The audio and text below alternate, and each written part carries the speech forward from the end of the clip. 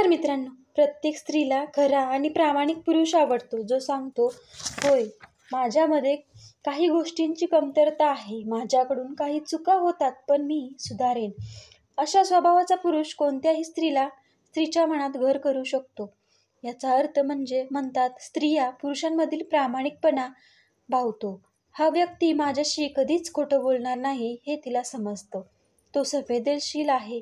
तो त्याचे शब्द हलक्यात घेणार नाही किंवा त्याच्याकडे दुर्लक्ष करणार नाही. त्यांची काळजी घेणारा भाऊ. सायकोलॉजीनुसार कधी एका व्यक्तीवर 2 वेळा प्रेम करू नका, कारण दुसऱ्यांदा तुम्ही त्याच्या आठवणींवर प्रेम करता, त्याच्यावर नाही. मित्रांनो, जेव्हा नात्यात दुरावा येतो तेव्हा तो प्रेमाने दूर करा, नाहीतर दुरावा वाढतच जातो. स्त्री शारीरिक स्पर्शापेक्षा काळजी आणि मायेच्या स्पर्शाने जास्त सुखावते.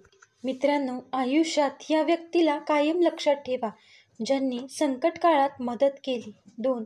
जे संकट काळात सोडून गेले आणि ज्यांच्यामुळे संकट काळ आला. मित्रांनो, मुली किंवा स्त्रिया अशा पुरुषांना कधीच पसंत करत नाहीत.